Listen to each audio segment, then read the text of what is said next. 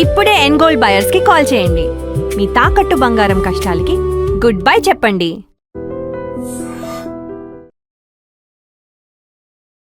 రవితేజ గారికి ఆయన స్థాయి హిట్ వచ్చి చాలా సంవత్సరాలు అవుతుంది. మూవీ ఇంత పెద్ద బ్లాక్ బస్టర్ అయిన తర్వాత రవితేజ గారి నుంచి వచ్చిన రెస్పాన్స్ ఏంటి సార్? చాలా ఆనందంగా ఉన్నారండి సార్. అంటే ఆయన చెప్పే విధానంలో ఒక నిజాయితీ ఉంటుంది. ఎక్కువ చెప్పకపోయినా ఆయన సంతోషంగా ఉన్నాడు అనేది నాకు అర్థమైంది. సో మేము మాట్లాడుకునేటప్పుడు అలా కొట్టేసాం ఇలా కొట్టేసాం అలా ఏమో అనుకోలేదు. We are happy, we both are happy sir. Each other we know that we are so happy అంతే.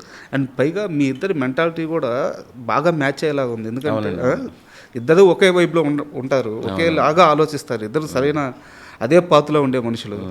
సో ఆ ఎక్స్పీరియన్స్ ఎలా ఉంది సార్, ఇంత మేకింగ్ ఎక్స్పీరియన్స్ రవితేజ గారితో? ఇప్పుడు నేను కథ చెప్పాలనుకుంటాను, నా కథకి ఏం కావాలో ఆయన కరెక్ట్గా ఇచ్చేయాలనుకుంటారు. సో ఇప్పుడు సీలియర్ వెళ్ళిపోయి ఇంక స్టార్ట్ చేసిన తర్వాత అండి ఆ కథకి ఏం కావాలో చేసుకుంటూ వెళ్ళిపోయామండి. అన్ని సినిమాల్లాగే దీనికి కూడా ఏం కావాలనేది చేసుకుంటూ వెళ్ళిపోయాం. ఇది చాలా జాగ్రత్తగా చేయాలి మనం, అలాగే ఏం లేదు. ఒక సినిమాని ఎలా చేస్తామో అలా చేసుకుంటూ వెళ్ళిపోయాం. కాకపోతే కథ చెప్పినప్పుడే అది డిజైన్ అయిపోయింది, న్యాచురల్గా వెళ్ళాలనేది, ఒక రియలిస్టిక్గా వెళ్ళాలనేది డిజైన్ అయిపోయింది. ఆ డిజైన్లో ఆయన నన్ను చేయనిచ్చారు, ఆ స్పేస్ ఇచ్చారు. ఇప్పుడు లుంగి అంటే లుంగి, గల్ల షర్ట్లు, నార్మల్ డైలాగులు చెప్పేటప్పుడు ఏదైనా కొంచెం అక్కడ ఉన్నదానికంటే ఎక్కువగా లౌడ్ అవుతుంది అనుకుంటే అన్న ఇలా చెప్దామన్నా అంటే గుర్తు చేసేవా ఇలా ఉన్నప్పుడు ఇప్పుడైనా ఆయన న్యాచురల్ ఫ్లో ఒకటి ఉంటుంది, ఆయన న్యాచురల్ ఫ్లో ఎప్పుడైనా ఆయన న్యాచురల్ ఫ్లో కొన్ని సీన్లు బాగుంది అనుకున్నప్పుడు నేను వదిలేసేవాడిని. ఇప్పుడైనా న్యాచురల్ ఫ్లో ఓవరాల్ తిన్నది క్యారెక్టర్కి ఏమైనా చిన్నది ఇబ్బంది పెడుతుందంటే అన్న ఇక్కడ ఇలా చేస్తే బెటర్ ఏమో అంటే సూపర్ శివ నువ్వు అలాగే చెప్తూ ఉండు అని చెప్పి ఆయన చిన్నది కరెక్ట్ చేసుకుని మళ్ళీ చేయడం, అలా ఇదో సింక్ అంతే. అండ్ సీలేరే ఎందుకు సార్? ఎందుకంటే మీ జిల్లాకు సంబంధించిన మీ ఏరియా అనుకొని వెళ్ళారా, లేకుంటే సీలేరు మాత్రమే ఎందుకు బ్యాక్గ్రౌండ్? అంటే మీరు అన్నట్టు అయ్యప్ప స్వామి భక్తులు అన్ని రాష్ట్రాల్లో ఉంటారు, ఎక్కడైనా ఉంటారు. ఆ ఎమోషన్ని ఎస్టాబ్లిష్ చేయడానికి సీలేరు ప్రాంతాన్ని మాత్రం ఎందుకు ఎంచుకున్నట్టు? ఈ కథ అయ్యప్ప స్వామి భక్తులు త్రినాథ్ అనే భక్తుడికి వాళ్ళ ఊర్లో ఏం జరిగింది అనేది కదా, వాళ్ళ ఊర్లో ఇస్ ద అండర్లైన్ అనమాట. సో తను ఎంత ఇన్నోసెంట్ అంటే ప్రపంచం అంతా చాలా బాగుంటుంది అనుకున్నంత ఇన్నోసెంట్. తన చుట్టూ ఎక్కువ విషయాలు ఎక్కువ మనుషులు ఉండకూడదు, ఆ ఉన్న 4-5 మనుషులనే జీవితం అనుకోవాలి. సో ఫస్ట్ ఏంటంటే లొకేషన్ చాలా డెన్స్గా ఉండాలి, పీపుల్ చాలా తక్కువగా ఉండాలి. So then the suspense mood, emotion. క్యారెక్టర్లు తక్కువ ఉండేసరికి ఏమవుతుందంటే జనాలు క్యారెక్టర్లు తక్కువ ఉండేసరికి నీ కళ్ళకి ఎక్కువగా కనపడుతుంటారు, వాళ్ళు పెద్దగా కనపడుతుంటారు క్యారెక్టర్లని. సార్ ఎక్కువ మందిలో తక్కువ మందిని చూపించడం కంటే అవును అలాంటి ఒక డెన్స్ లొకేషన్లో 4-5 క్యారెక్టర్లు పెట్టి నువ్వు కథ చెప్తున్నప్పుడు నీకు తెలియకుండానే ఒక ఏరీ మూడ్ క్రియేట్ అవుతుంది వాళ్ళ చుట్టూ. వాళ్ళని ఫాలో అయ్యే విధానం కూడా ఆడియన్ చాలా ఆర్గానిక్గా ఉంటుంది అనమాట. సో అందుకని అక్కడ పెట్టాం. పైగా ఇలాంటి ఒక అన్యూజువల్ విషయాలు మన ప్రపంచానికి దూరంగా ఎక్కడో జరిగిందనే ఫీలింగ్ మనకి ఇంకా ఎక్కువ టెన్షన్ని, ఒక ఇన్వాల్వ్మెంట్ని క్రియేట్ చేస్తుంది. Correct sir. అందుకని అడవులు, ఆ డ్యామ్లు, ఆ న్యాచురల్ లొకేషన్స్ మధ్యలో అంత న్యాచురల్గా ఉన్న మనిషి అతను త్రినాథ్ అనేవాడు. సో అతను కూడా ఒక నేచర్లో ఒక డైమండ్ లాగా అక్కడెక్కడ ఉన్నాడు, ఒక వజ్రం లాగా అనే ఒక ఇంపాక్ట్ వస్తుందని. అండ్ సినిమా చూస్తున్నప్పుడు ఈ తండ్రి కూతుర్ల ఎమోషన్ గురించి మాట్లాడదాము. అండ్ అయ్యప్పస్వామి బ్యాక్గ్రౌండ్ వాడుకుంటున్నప్పుడు ఏదో చూచాయిగా తెలుసుకొని అలా వాడలేదు, నాకు అర్థమవుతుంది. ఎందుకంటే నేను స్వతహాగా మాలేసే వ్యక్తిని. నేను సినిమా కోసం మాలేసారు మీరు. నాకు ఎక్కడ అద్భుతంగా అనిపించిందంటే ఎందుకు త్రినాథ్ కూతురు కోసం ఇంత చేస్తున్నావు అన్నప్పుడు నాకు బిడ్డలు పుట్టలేదు, మా ఇద్దరు తను అవమానపడతా నా భార్య తనే భరించింది ఆ కష్టాన్ని. మీరు వచ్చి అయ్యప్ప మాల వేసుకొని కోరుకుంటే అవుద్ది అని చెప్పారు గురుస్వామి. ఆ క్షణం నేను అయ్యప్పని అట్ట కోరుకుంటే నాకు బిడ్డ పుట్టింది, మణికంఠ అని పేరు పెట్టుకున్నానని ఒక సీన్ ఉంటుంది.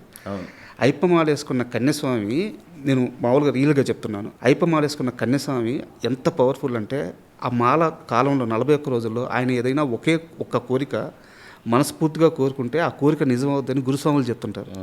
నిజమైన సందర్భాలు ఉన్నాయి కూడా నా జీవితంలో కూడా. అంటే ఎంత స్టడీ చేశారు. మొదటిసారి మాలేసుకున్న వ్యక్తి నాకు బిడ్డ కావాలని మొక్కుకోవడం, ఆ బిడ్డ పుట్టడం, ఆ బిడ్డ మీద ప్రేమ చూపించుకోవడం నాకు చాలా బ్యూటీ అనిపించింది. అంటే స్వతహాగానే మిగతా ఫ్రెండ్స్ వీళ్ళందరూ మాలేస్తుంటారు కదండి. జనరల్గా ఎక్కడికి వెళ్ళినా కూడా ఈ కన్యస్వాముల గురించి వాళ్ళకి, ఎందుకంటే మా ఊర్లో అయ్యప్ప స్వామి గుడి ఉంది మా ఇంటికి దగ్గరలో. సో ప్రతిసారి బ్యాచ్లో ఒకరో ఇద్దరు మాలేస్తారు, వాళ్ళతో అడపదడప కాన్వర్జేషన్స్ అన్నీ ఉంటాయి కదా. అందులో చెప్తారు నాకు అయ్యప్ప స్వామి అంటే చాలా ఇష్టం, ఆ దేవుడి దయ వల్ల అయ్యప్ప వాళ్ళు ఇది అయిపోతే బాగున్నాను, అంటే ఆ ఎగ్జామ్ ఈసారి డిఎస్సి నేను ఎలాగైనా కొట్టాలి, సర్మల్ ఇల్లు వచ్చేస్తాను అయిపోద్ది అని. Cinema is what reflection of the society and the reflection of your ఎన్వైరన్మెంటే కదా. ఎగ్జాక్ట్లీ. ఆ ఎన్వైరన్మెంట్లో మనం చూస్తూ ఉంటాం.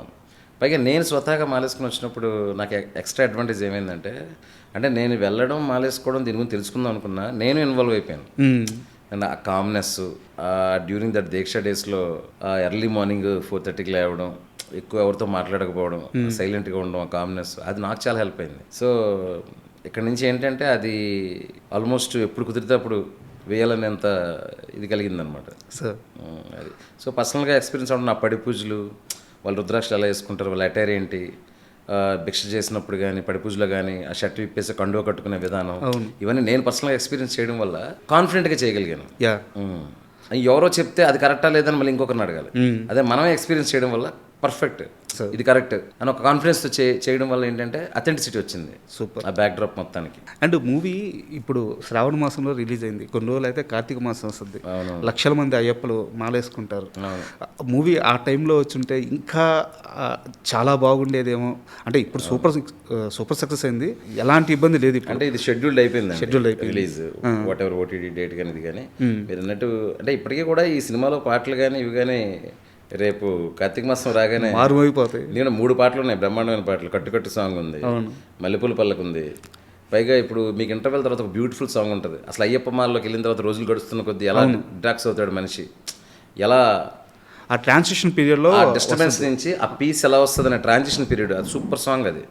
అలాంటి కాంటెక్స్ట్లో ఇప్పుడు దాకా పాటలేదు. అంటే అయ్యప్ప సాంగ్ పాటలు వచ్చాయి కానీ ఒక మామూలు మనిషి అయ్యప్ప మాల వేసుకున్నప్పుడు స్లోగా అతను ఎలా కన్వర్ట్ అవుతాడు, దానికి ఎలా అలవాటు పడతాడు అనే సిచ్యువేషన్ చాలా కొత్త సిచ్యువేషన్.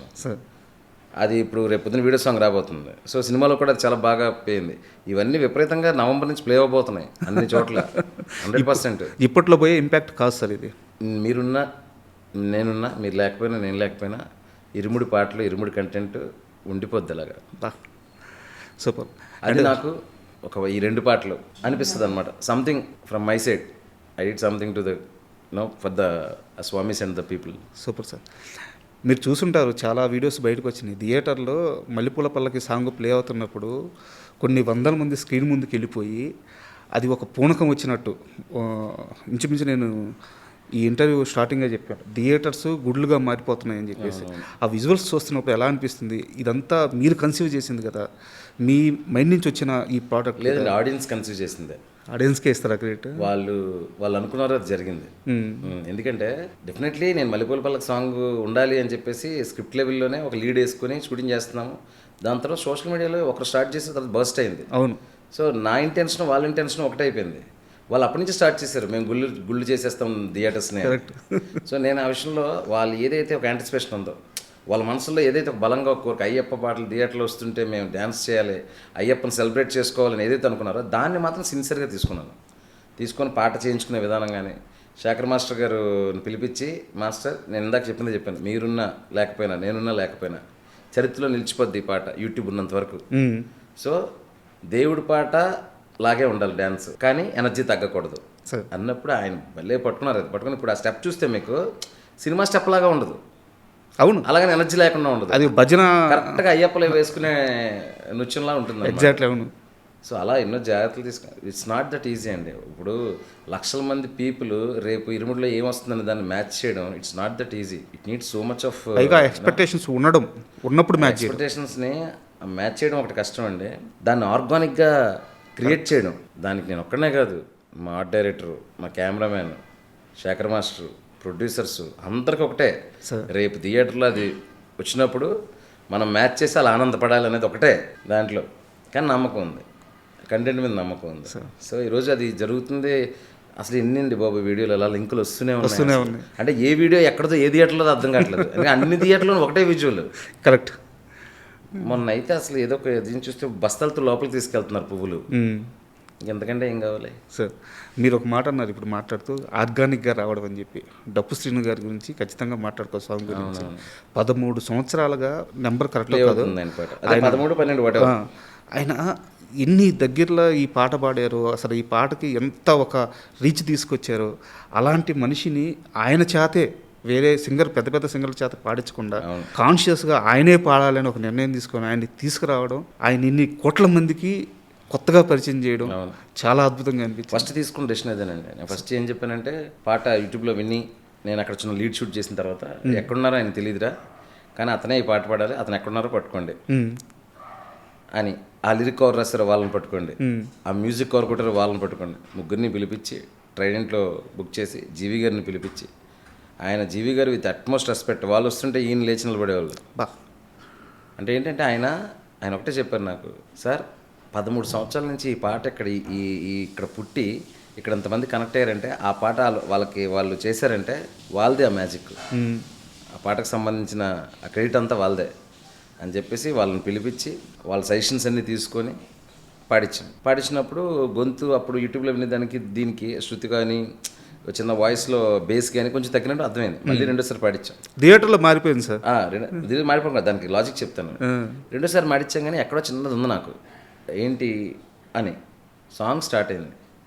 సాంగ్ స్టార్ట్ అయ్యి ఒకరోజు ఒక హాఫ్ డే షూటింగ్ చేసేసరికి అసలు మేము మర్చిపోయాం అసలు ఉమ్, ఆ గొంతులో ఏముందని మర్చి అంత వైబ్ వచ్చేసింది సెట్ మొత్తానికి. అవును. నేను సేమ్ అదే చెప్పాను, ఎవరు కంగారు పడొద్దు, ఒక 2 రోజులు అలవాటు కోసం. ఎందుకంటే 15 సంవత్సరాలు వినేస్తున్నారు సేమ్ ఫ్రీక్వెన్సీ ఆ పాతది, ఎస్, దాని నుంచి ఈ ఫ్రీక్వెన్సీకి రావడానికి ఒక 2 రోజులు పడుతుంది. థియేటర్లోకి వెళ్ళిన తర్వాత మాత్రం రవితేజ గారి డ్యాన్స్, స్వాములు, ఆ వైబు, ఆ పల్లకి, ఈ వీటిల్లో అసలు హ్యాపీగా ఎంజాయ్ చేస్తారు, డౌటే లేదు. అలాగని మనం భయపడిపోయి ఏదో తప్పు చేసేసామని కంగారు పడిపోయి ఏ ప్లేబ్యాక్ సింగర్తో పాడించామనుకోండి, లేదు లేదు, అది ఇంకా మోర్ డ్యామేజ్ అవుతుంది. అవును. సో అదొక conscious decision. And thank God Ayyappa దయ వల్ల నేను అనుకున్నది జరుగుతుంది థియేటర్లో. Super sir.